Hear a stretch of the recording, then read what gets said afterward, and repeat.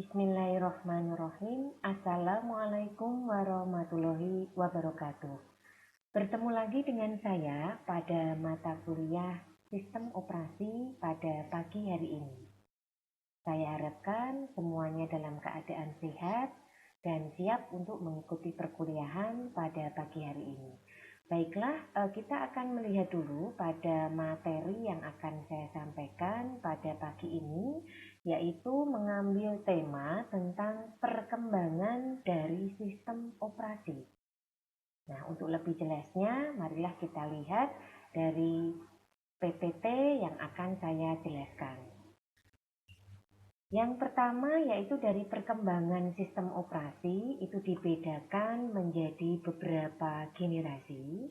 Untuk yang pertama yaitu generasi tahun 1945 sampai 1955.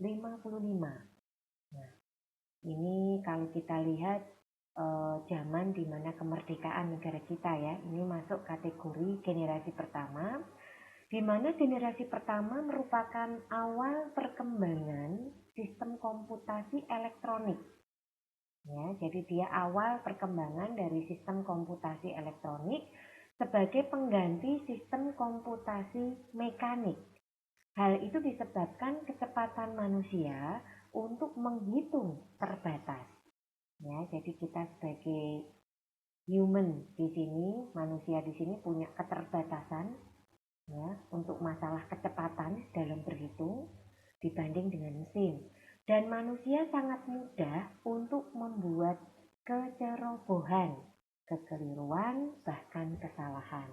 Nah, itu wajar ya, karena ada satu penyakit ya, lupa ya, kemudian kurang teliti. Nah, ini beberapa hal yang terkadang membuat sebuah perhitungan itu menjadi berbeda nilainya atau cenderung keliru seperti itu. Apalagi kalau kita diikuti dengan waktu, disuruh cepat untuk menghitung. Nah, kalau kita juga ada ragu begitu ya, kemudian katakanlah mungkin di sini itu karena waktu dibatasi oleh waktu, otomatis mungkin itu menambah mental kita untuk ketika kita melakukan perhitungan itu bisa cenderung mengalami kesalahan. Seperti itu. Nah, ini adalah generasi pertama, di mana awal perkembangan sistem komputasi ya menggantikan komputasi yang tadinya mekanik menjadi elektronik ya, yang disebabkan oleh faktor human error. Nah, berikutnya kita masuk pada generasi yang kedua, yaitu tahun 1955 sampai 1965. Di mana pada generasi kedua ini memperkenalkan batch processing system. Ya, di mana batch processing system ini job dikerjakan dalam satu rangkaian, lalu dieksekusi secara berurutan. Pada generasi sistem komputer belum dilengkapi sistem operasi, tetapi beberapa fungsi OS telah ada. Contohnya fungsi FMS, yaitu Fortran Monitoring System, dan IBSys. Jadi generasi komputer kedua ini merupakan generasi pertama dari OS yang sesungguhnya. Ya, karena pada yang generasi pertama itu baru menggunakan secara komputerisasi aja sistem komputernya ya, tapi belum menggunakan OS. Tapi kalau yang generasi kedua ini sudah mulai menggunakan OS. Jadi ini adalah generasi pertama dari sistem operasi. Pada tahun 1964, IBM mengeluarkan komputer keluarga sistem /360, komputer S-360 dirancang agar kompatibel secara perangkat keras, yang merupakan bagian dari OS 360, di mana sistem 360 berevolusi menjadi sistem 370. Ya, jadi di sini ada IBM yang mulai mengeluarkan OS 360. Nah, kemudian kita masuk pada generasi yang ketiga, tahun 1965 sampai 1980. Pada generasi ini, perkembangan OS dikembangkan untuk melayani banyak pemakai sekaligus. Kalau yang di generasi kedua tadi mengerjakan pekerjaan dalam satu waktu, kemudian dikerjakannya berurutan. Ya, sedangkan untuk yang generasi ketiga ini itu lebih dikembangkan pada pelayanan beberapa user dalam satu waktu. Ya, nah kemudian di mana para pemakai interaktif berkomunikasi lewat terminal secara online ke komputer. Maka OS menjadi satu, multi user, digunakan banyak pengguna sekaligus. Kemudian yang kedua, multi programming, melayani banyak program sekaligus. Yang ketiga, time sharing, setiap pemakai satu terminal dan online. Kemudian yang keempat, pooling, yaitu membuat peripheral seolah-olah dapat digunakan bersama-sama sekaligus pada saat yang sama. Dapat diakses secara simultan yang menggunakan teknik menyediakan beberapa partisi memori. Nah, ini adalah inti dari komputer perkembangan sistem operasi generasi yang ketiga. Ya, jadi dia dirancang untuk melayani banyak user sehingga memiliki spesifikasi satu, multi user, yang kedua multi programming, yang ketiga time sharing, dan yang keempat pooling. Ya. Nah, kemudian kita masuk pada generasi yang keempat, yaitu sekitar tahun 1980 sampai 2000. Pada generasi ini, OS dipergunakan untuk jaringan komputer, di mana user menyadari keberadaan komputer yang saling terhubung satu sama lain.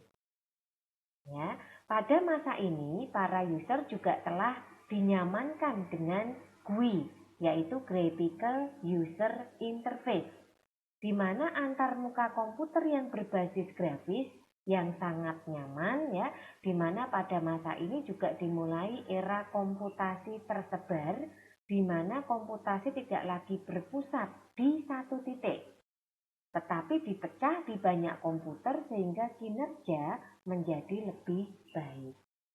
Nah, kemudian berikutnya generasi keempat ini ditandai berkembang dan meningkatnya kemampuan komputer desktop atau komputer pribadi dan teknologi jaringan, di mana jaringan TCP atau IP telah mulai digunakan secara luas oleh kalangan militer, peneliti, perguruan tinggi, dan masyarakat secara umum.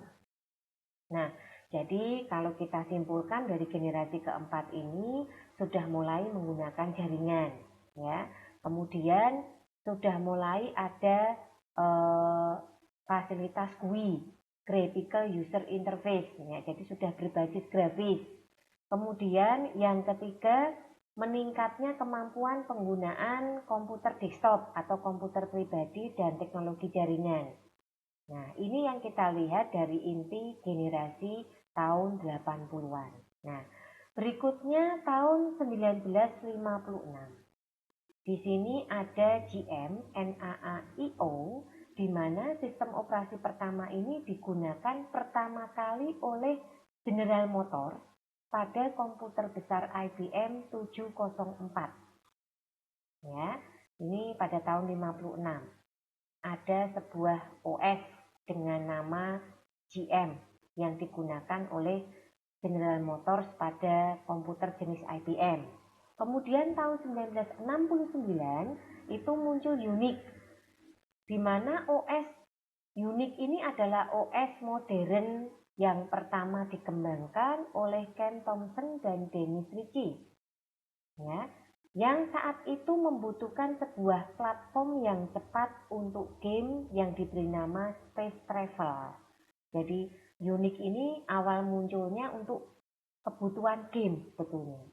Ya, tapi dia langsung masuk ke kategori OS yang tipenya modern pada zamannya, yaitu tahun 1969. Nah, kemudian tahun 1973 itu ada Xerox Alto. Ya, sistem pertama dengan graphical interface yang hanya digunakan untuk penelitian sampai tahun 1981. Jadi ada keterbatasan pemakaian untuk sistem ini ya, di mana dia sudah menggunakan interface berbasis grafis di dalamnya. Dan kebutuhannya khusus ya untuk kepentingan penelitian.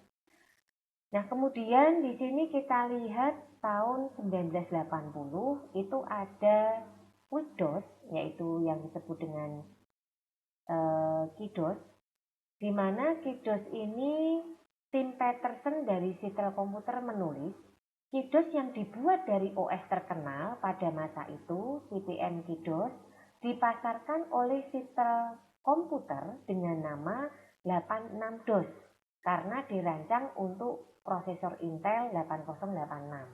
Jadi menyesuaikan ya, pada saat itu OS yang dikeluarkan itu mengikuti nama prosesornya biar lebih mudah untuk diingat, sehingga namanya disesuaikan dengan nama prosesor Intel 8086. Nah, kemudian dari Microsoft, Bill Gates membeli lisensi KeyDOS dan menjualnya ke berbagai perusahaan komputer. Ini tahun 80 ya. Kemudian tahun 81 itu muncul PC-DOS. IBM meluncurkan PC-DOS yang dibeli dari Microsoft untuk komputernya yang berbasis prosesor Intel 8086. Kemudian muncul MS-DOS, di mana Microsoft menggunakan nama MS-DOS untuk OS ini jika dijual oleh perusahaan di luar IBM. Kalau untuk IBM tadi kan namanya PC-DOS ya, tapi kemudian dibeli oleh Microsoft dan kemudian berganti nama menjadi MS-DOS.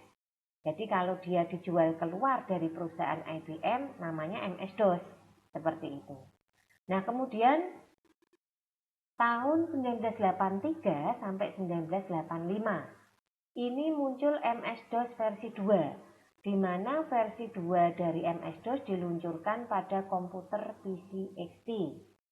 Nah, kemudian berikutnya ada sistem 1.0, di mana Apple itu meluncurkan Macintosh dengan OS yang diturunkan dari BSD Unix. Sistem 1.0 merupakan OS pertama yang telah berbasis grafis dan mulai menggunakan mouse. Jadi awal kemunculan mouse ini berarti sekitar tahun 83 sampai dengan 85. Berarti kalau tidak pakai mouse gimana Bu? Ya menggunakan keyboard ya. Media dasar dari hardware itu apa? Di situ yang digunakan. Sedangkan mouse ini baru muncul sekitar tahun 83-an. Itu juga karena OS yang digunakan berbasis grafis. Kita lihat bahwa kalau menggunakan mouse itu lebih mudah ketika kita merancang atau mendesain atau menggambar seperti itu. Nah, kemudian MS-DOS 3.0 itu Microsoft meluncurkan untuk PC IT yang menggunakan chip Intel 80286 dan yang mulai mendukung penggunaan harddisk lebih dari 10 MB. Ya, jadi di sini mulai ada spesifikasi untuk penggunaan harddisk lebih besar dari 10 MB itu ada OS sendiri ya, khusus yang namanya MS-DOS 3.0 dan khusus untuk komputer jenis PC-80 di mana dia menggunakan Intel 8028. Seperti itu. Nah, kemudian ada MS Windows 1.0. Microsoft memperkenalkan MS Windows di mana OS yang telah menyediakan lingkungan berbasis grafis atau GUI dan kemampuan multitasking. Namanya multitasking itu ya bisa dalam satu waktu itu mengerjakan beberapa aplikasi, membuka beberapa aplikasi seperti itu. Nah, kemudian sayangnya sistem operasi ini sangat buruk performanya dan tidak mampu menyamai kesuksesan Apple ya, untuk MS Windows 1.0. Nah, kemudian muncul berikutnya ada Novell NetWare, di mana Novell meluncurkan sistem operasi berbasis jaringan. NetWare 86 yang dibuat untuk prosesor Intel 8086. Jadi Novell ini memang OS khusus untuk jaringan ya, berbeda dengan yang lainnya. Nah, kemudian berikutnya tahun 1988 sampai 1990 itu muncul MS-DOS 4.0 ya, di mana Microsoft mengeluarkan MS-DOS 4 dengan berbasis grafis ya, dan 3W Proposal World Wide Web oleh Tim Berners-Lee. Kemudian untuk tahun tersebut itu ada kejadian di mana dua perusahaan raksasa itu berpisah, IBM dan Microsoft, di mana IBM kemudian lebih fokus itu berjalan pada OS2 dan Microsoft lebih berkonsentrasi pada perkembangan dari Windows. Nah, kemudian Windows 3.0 itu Microsoft meluncurkan Windows versi 3 yang ternyata mendapat sambutan cukup baik dari user. Nah, kemudian muncul MS Office. Microsoft membandel Word, Excel, dan PowerPoint untuk menyingkirkan saingannya seperti Lotus 123, WS atau WordStar ya, WordPerfect dan Quattro. Ya, jadi dulu memang sebelum munculnya Windows itu untuk aplikasi pengolah data itu kita kalau untuk perhitungan itu menggunakan Lotus 123. Kemudian kalau untuk pengolah data seperti Word begitu ya, untuk mengetik dan sebagainya, itu kita menggunakan fasilitas WS atau WordStar. Nah, kemudian untuk PowerPoint-nya sendiri itu kita tetap menggunakan PowerPoint. Nah, cuma Microsoft Office ini itu menggabungkan ketiga pengolahan aplikasi pengolahan data tadi itu menjadi lebih baik lagi dengan fasilitas Word, Excel, dan PowerPoint. Sehingga penggunaan Lotus, WS, WordPerfect, dan Quattro ini menjadi tersingkir. Ya, karena memang untuk penggunaannya jauh lebih simpel, lebih praktis, lebih mudah yang Microsoft. Ya. Nah, kemudian tahun 1991 sampai 1995 itu pada tahun 91 itu ada Linux 1.1 ada 0.01 mahasiswa Helsinki bernama Linus Torvalds mengembangkan OS berbasis Unix dari sistem operasi Minix yang diberi nama Linux. Ya. Pada zaman itu 90-an ada mahasiswa yang mengembangkan OS. Nah, mungkin nanti angkatan Anda ini ada yang bisa mengembangkan OS baru juga ya, dari generasi gamers ini ada juga yang mengembangkan. Ya, kemudian MS-DOS 5.0, Microsoft meluncurkan MS-DOS 5 dengan penambahan fasilitas full screen editor. Ya, tampilannya penuh, undelete. Jadi sesuatu yang sudah pernah kita hapus bisa dibatalkan. Ya. Kemudian unformat, demikian juga dengan proses format dan key basic untuk bahasa pemrograman. Ini muncul di MS-DOS 5 tahun 91. Nah, berikutnya 92 itu muncul Windows 31 di mana Microsoft meluncurkan Windows 31 dan kemudian Windows for Workgroup 3.11 di tahun berikutnya. Ya. Di sini, nah kemudian tahun 93 itu ada Windows NT, di mana Microsoft meluncurkan Windows NT, OS pertama berbasis grafis, tanpa DOS di dalamnya yang direncanakan khusus untuk jaringan, servernya. Ya, jadi di sini kalau kita melihat Windows NT ini memang seperti Novel Network tadi adalah OS yang memang support ke arah jaringan. Nah, kemudian web browser sendiri, NCSA memperkenalkan rilis pertama Mosaic, browser web untuk internet. Ini yang muncul pertama kali tahun 93 ya.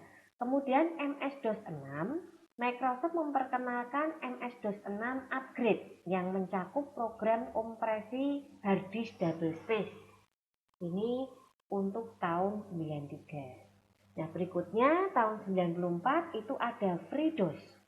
Lagi-lagi seorang mahasiswa bernama Jim Hall dari Universitas Wisconsin River Falls Development mengembangkan FreeDOS. FreeDOS ini dibuat setelah Microsoft berniat menghentikan dukungannya untuk DOS dan menggantikannya dengan Windows 95. Ya. Kemudian tahun 95 itu ada Windows 95 dengan lagu Start Me Up dari Rolling Stones dan terjual lebih dari 1 juta dalam waktu 4 hari untuk lagunya maksudnya ya.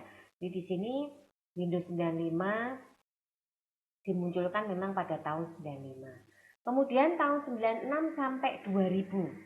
Tahun 96 ini Windows NT 4, Microsoft meluncurkan versi 4. Kemudian tahun 97 Mac OS, untuk pertama kalinya Apple memperkenalkan penggunaan nama Mac OS pada Mac OS 7.6. Nah, kemudian tahun 98 itu ada Windows 98. Web browser Internet Explorer menjadi bagian penting dari Windows 98 dan berhasil menumbangkan dominasi Netscape Navigator ya.